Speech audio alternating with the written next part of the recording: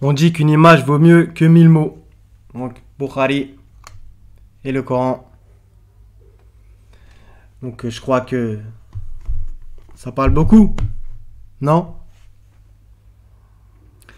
Le livre descendu du ciel.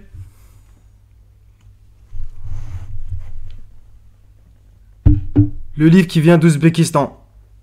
Voilà. Salam les frères et sœurs, vous allez bien? Donc après cette petite introduction qui, je pense, a beaucoup parlé, on va regarder certaines choses et du coup on va étudier un petit peu les versets sur Abraham et donc sur le suivi, l'obéissance, la sagesse, etc. qu'ils nous rabâchent sans cesse dans la sunna, qui nous prétendent qu'en vérité il faudrait suivre Bukhari et non pas Mohammed. Donc on va se lire un petit hadith piquant. Donc c'est dans le tome numéro 5 de Bukhari. Donc au 6355. Aïcha a dit: on emmenait au prophète, soi-disant, les enfants pour qu'il priât pour eux. Une fois, comme on avait emmené un enfant, celui-ci urina sur les vêtements du prophète qui demanda de lui apporter de l'eau. Il la versa sur l'endroit de l'urine sans laver. Voilà. Bon, on va passer au Coran. Voilà. Donc, on va regarder certaines choses. C'est dans la Sourate 2. A'udhu billahi minash shaitanir rajim. Bismillah, pour commencer. À partir du verset 124. Quand ton Seigneur eut éprouvé Abraham par certains commandements et qu'il les eut accomplis, le Seigneur lui dit: je vais faire de toi un exemple à suivre pour les gens. En vérité, c'est pas un exemple, c'est un imam. On va le voir en arabe. Un imam à suivre pour les gens. Voilà. Premièrement, ça pose bien les bases. Donc déjà, c'est l'imam, tu suis l'imam. C'est aussi simple que ça à comprendre. Les sunnites, en vérité, ils le savent. Donc, à suivre pour les gens. On va voir ce que Mohammed devait faire, bien entendu. On continue toujours au verset 130, qui donc aura en aversion la voix d'Abraham, comme on va le voir. Donc c'est la Milat Ibrahim au verset 130 et dans le 124, je pense que vous voyez bien ici le mot imam, d'accord? Donc, qui donc aura en aversion la voix d'Abraham, sinon celui qui sème son âme dans la sottise? Car très certainement nous l'avons choisi en ce monde et dans l'au-delà il est certes du nombre des gens de bien. Le 131 est important aussi quand son Seigneur lui avait dit: soumets-toi. Il dit: je me soumets au Seigneur des mondes. Donc quand on lit en arabe aussi, il est super important. Aslamtu. Donc aslamtu, islam, etc. On voit bien le lien. Donc tout ça c'est super important. On continue, on va au verset 135 qui va mettre fin à l'histoire Bukhari. Ils ont dit: soyez juifs ou chrétiens, vous serez donc sur la bonne voie. On voit bien ce mot. Dit, donc dit: non, mais nous suivons la voie d'Abraham, le modèle même de la droiture, et qui ne fut point parmi les associateurs. Voilà, la voie d'Abraham. On va le regarder en arabe. Pour ceux qui ne connaissent pas, Milat Ibrahim.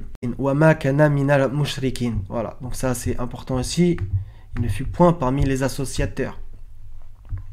Donc il y a des choses aussi à capter là-dessus. Donc Mohammed suivait la voie d'Abraham. Donc ce qui paraît évident, c'est que Mohammed qui suivait la voie d'Abraham, Abraham, on n'a pas de hadith, il ne suivait pas la sunna qu'on attribue à Mohammed. Donc si Mohammed le suit, c'est évident qu'on ne doit pas suivre la sunna qu'on attribue à Mohammed. On va regarder certains versets qu'ils utilisent à leur fin.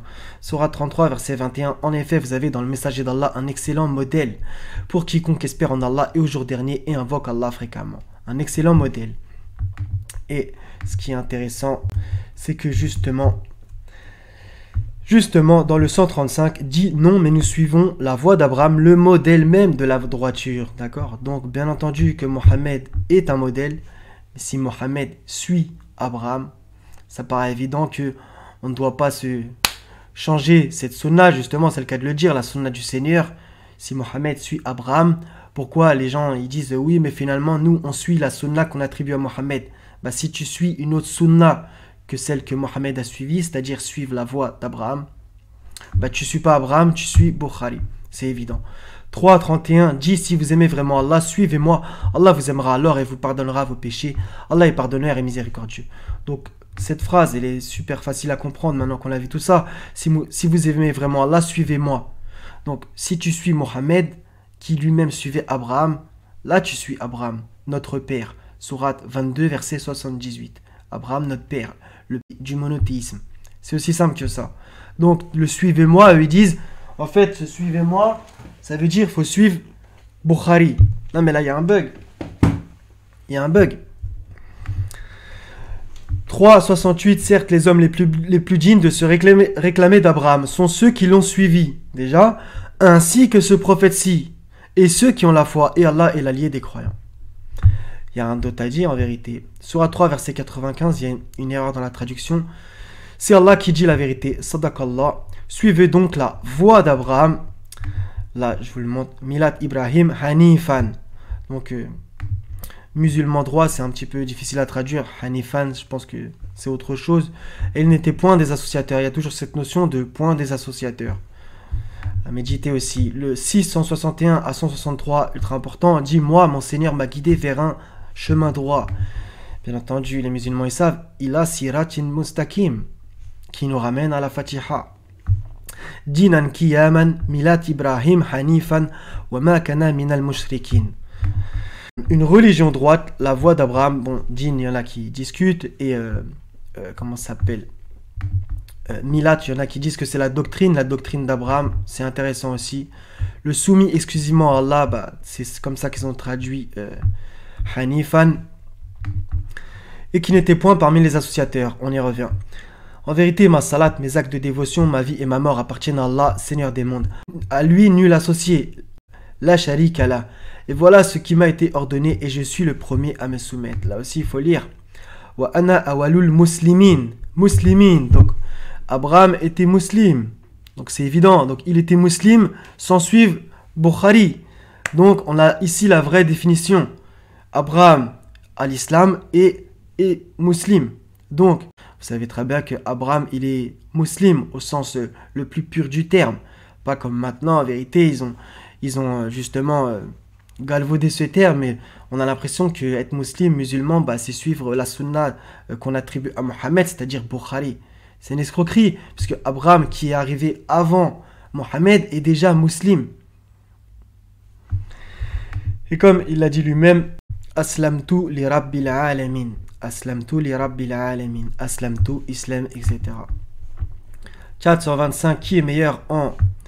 Là aussi, il faut vérifier. En djinn, donc ça va, religion, si on traduit comme ça, que celui qui soumet à Allah son être. Là aussi, il faut lire. Aslama, aslama, aslama, aslamtu, islam, etc.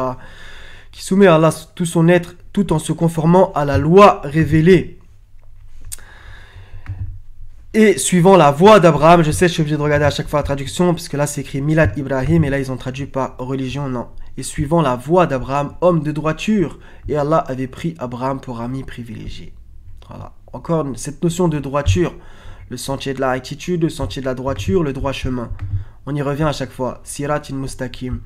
À propos de la sagesse qu'ils aiment bien utiliser, ils disent oui, en fait, la sagesse, el-hikmah, c'est-à-dire Bukhari, les hadiths. 4,54. Ben justement, un exemple qui va prouver le contraire, il y en a plein d'autres.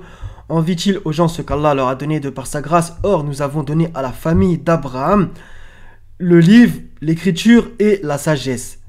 El-kitab wal-hikmah. C'est évident. Le livre et la sagesse. Et nous leur avons donné un immense royaume. Donc, Abraham avait déjà la sagesse, el-hikmah, donc elle ne peut pas être apparue avec Bukhari. Et justement, dans plein d'autres versets, donc Jésus qui a eu la sagesse, etc. Donc il y en a plein. Yahya qui a eu la sagesse, etc., etc. Moïse, etc. Donc il y en a plein, donc ça ne peut pas coller. On continue avec, à propos de l'obéissance, donc tous ces thèmes, je les ai déjà traités, en vérité... Si vous voulez regarder dans les playlists à propos de l'obéissance, etc. De toute façon, dans leurs livres sunnites, c'est toujours les mêmes arguments, les mêmes versets qui sortent. À propos de l'obéissance, donc obéissez à Allah, obéissez aux messagers qu'ils utilisent régulièrement pour dire si, ça veut dire que c'est Bukhari. Par exemple, le 59.7, prenez ce que le messager vous donne et ce qu'il vous interdit, abstenez-vous-en. Sauf qu'ils ont sectionné le verset. Il est comme ça, mais en vérité, ils ont pris ce petit bout de phrase, alors que ça parle du putain. Allez vérifier, Sourate 59, verset 7, et les versets d'au-dessus et en dessous, comme d'habitude. Donc, l'obéissance au messager, on va voir. Donc ça, c'est Jésus qui le dit dans le 3.50. Craignez Allah donc et obéissez-moi.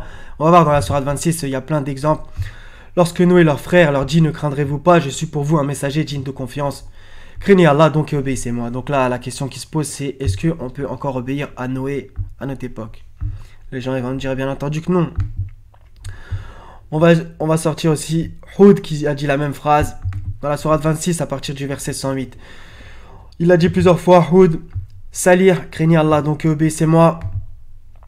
Il a dit 2 fois, Lot, craignez Allah, donc obéissez-moi. Et après c'est Shoaib, craignez Allah, donc obéissez-moi. Donc jusqu'au verset 179, on a cette notion de craignez Allah, donc obéissez-moi. Donc tous ces messagers, ils ont dit ça en leur temps, etc.